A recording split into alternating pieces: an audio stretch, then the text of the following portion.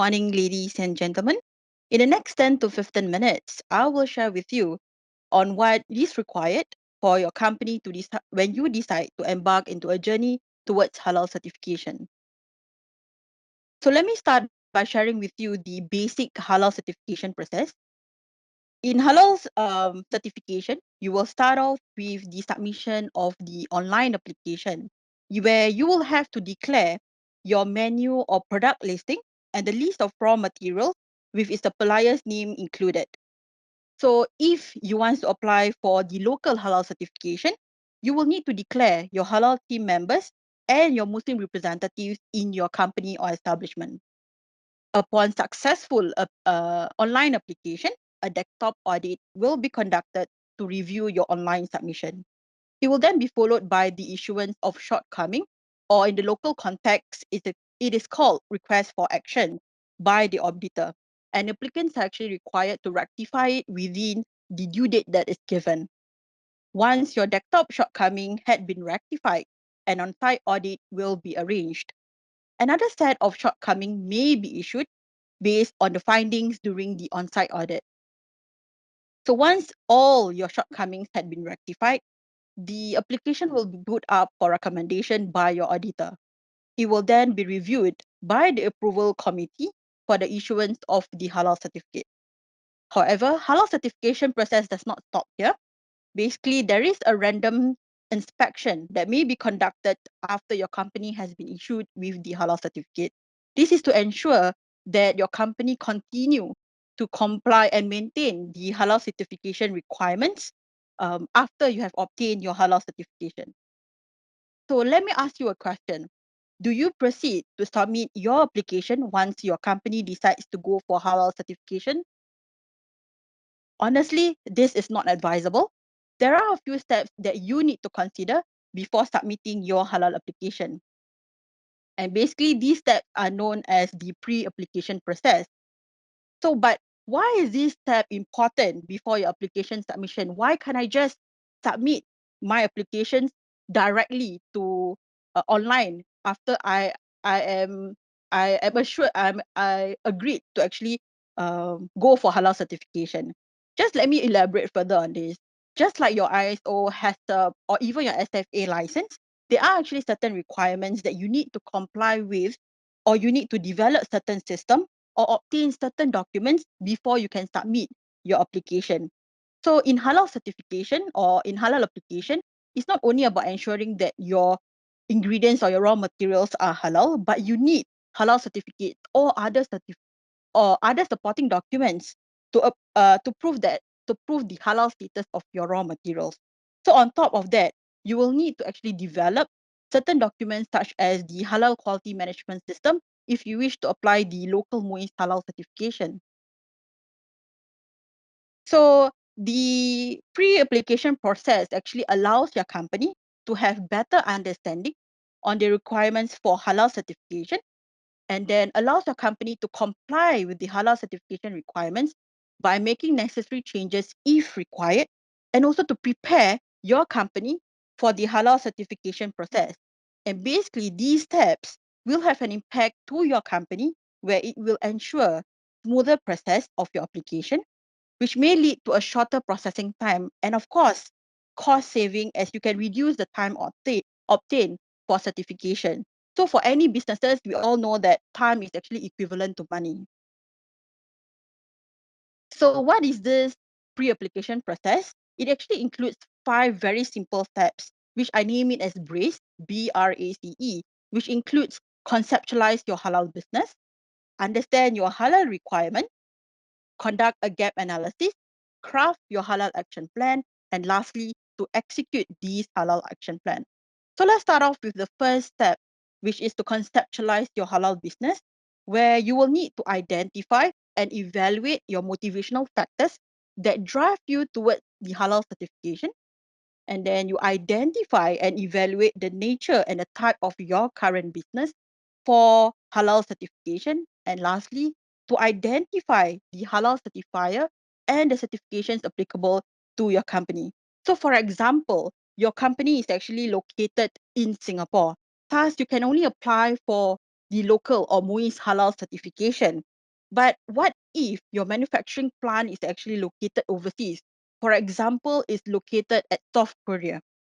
What you can actually do is that to approach the local certifier in South Korea, for example, Korea Muslim Federation, to certify your products produced there.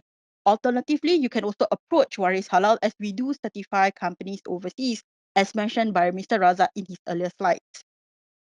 Okay, so we move on to our next step, which is to understand the halal requirements, where you need to first understand your halal certification requirements based on the applicable scheme, and then attend halal training to have better understanding of the certification requirements. So for those who actually wants to apply the local halal certification, it is actually mandatory for you to send or to send your appointed halal team leader and a Muslim representative to attend a halal foundation program. Additionally, if you need to seek advice from the subject matter expert if necessary, you can actually approach you can actually contact Muiz Halal hotline for local halal certification, or you may actually consider approaching Waris Halal advisory team on both local and international certification, or even to approach your friends, neighbors, and family members that have experience in applying halal certification. So let's move on to the third step, which is to conduct a gap analysis, which can be completed in 3 simple stages. First, we'll actually do identification, where you identify the required state of compliance by studying every single clause of the halal certification requirements based on the schemes that are applicable to your company. So for example, your company decides to apply for product scheme under the local halal certification. So one of the required state of compliance based on the product scheme halal certification conditions, your company is required to have a minimum of 2 Muslim staff. So having a minimum of 2 Muslim staff is the required state of compliance based on the certification requirement.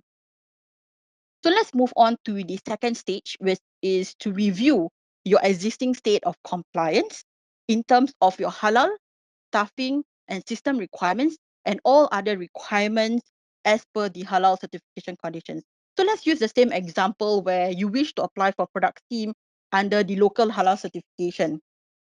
So you review your existing state of compliance in terms of the number of Muslim staff that your company has hired. If after reviewing, you realize that your existing state of compliance is that you have 0 or just 1 Muslim staff, then you have yet to meet your required state of compliance, which you have identified in your first stage. Okay, and let's move on to the final stage, which is to evaluate the ability of your company to achieve the required state of compliance by first reviewing your existing systems and processes that have been implemented, and also reviewing your resources available, such as maybe look into your manpower resources, look into your budget, timeline, and etc. So in other words, what is your company's course of action to achieve the required state of compliance that you have identified in your first stage, and then followed by reviewing your existing state of compliance as you have identified in your second stage. So that's what you will do on your third stage.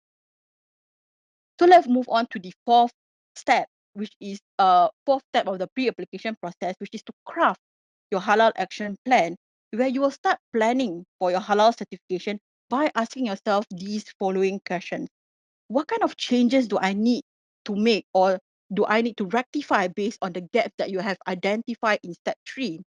What is my company's budget and timeline? And who should be involved in leading, planning, and the execution of this halal certification project? So we are now entering the final step in pre-certification process, also known as BRACE, which is to execute your halal action plan in achieving your required state of compliance by possibly making minor or major renovation, or even hiring sufficient Muslim representatives to meet the required state of compliance, or even developing your halal management system, or even to the point of, obtaining halal supporting documents for all your raw materials. And finally, only after you have achieved your required state of compliance, your company is your company is ready for the on-site audit, you will then proceed to submit your application accordingly. So this is where you will go through the certification process of submitting your application to on-site audit and to the approval of your certification. So what if you need more assistance or advice even after completing these 5 steps of the pre-certification process? Or maybe you are still unsure if you are doing it right or is on the right track. You can always approach us for advice or assistance. Our contact details will be provided to you by the end of today's webinar session. So I have come to the end of my presentation. Thank you so much for spending the last 10 to 15 minutes with me.